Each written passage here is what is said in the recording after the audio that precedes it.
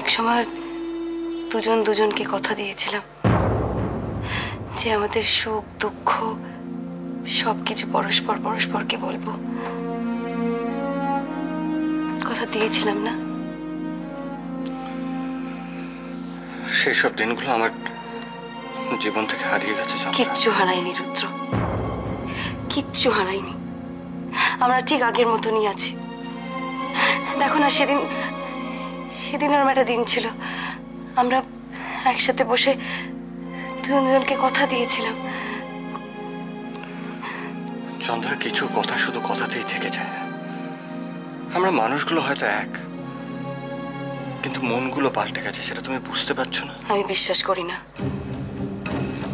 আমি বিশ্বাস করি না রুদ্র।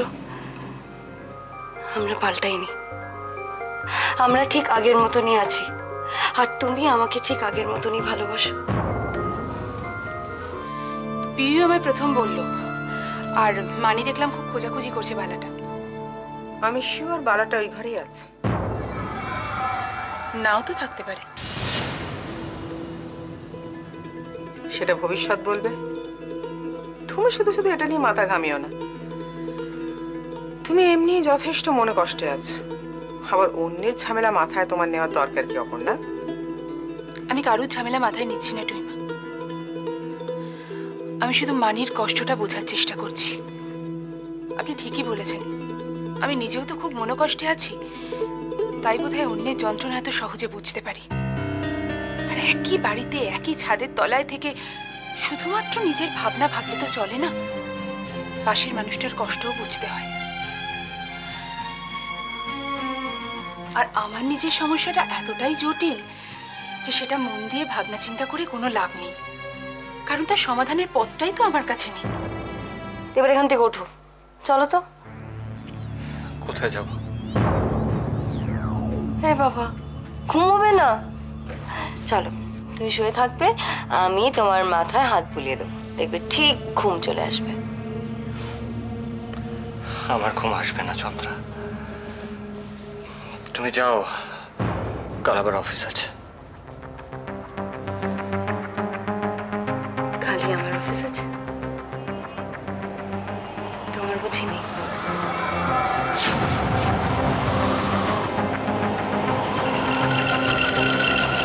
চলো।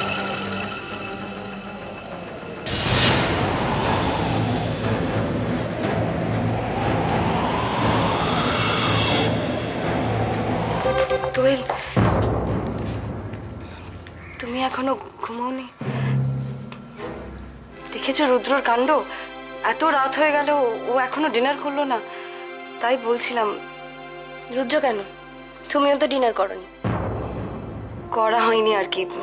আমি রুদ্রকে এতক্ষণ ধরে বলছিলাম যে ডিনার করতে, ও কিছুতেই শুনছে না।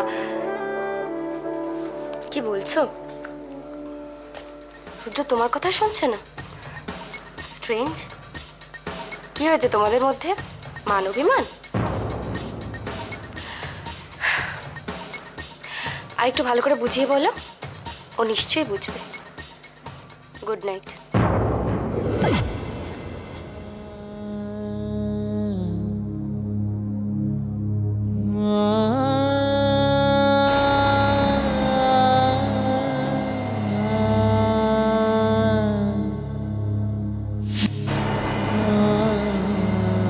তোমার বৌদিমণির সঙ্গে কথা বলে লাভ নেই, ও কিছু করতে পারবে না।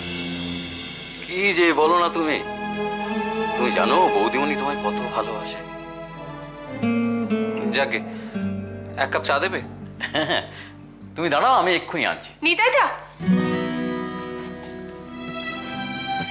তুমি অন্য কাজ করো না, আমি চা করে দিচ্ছি।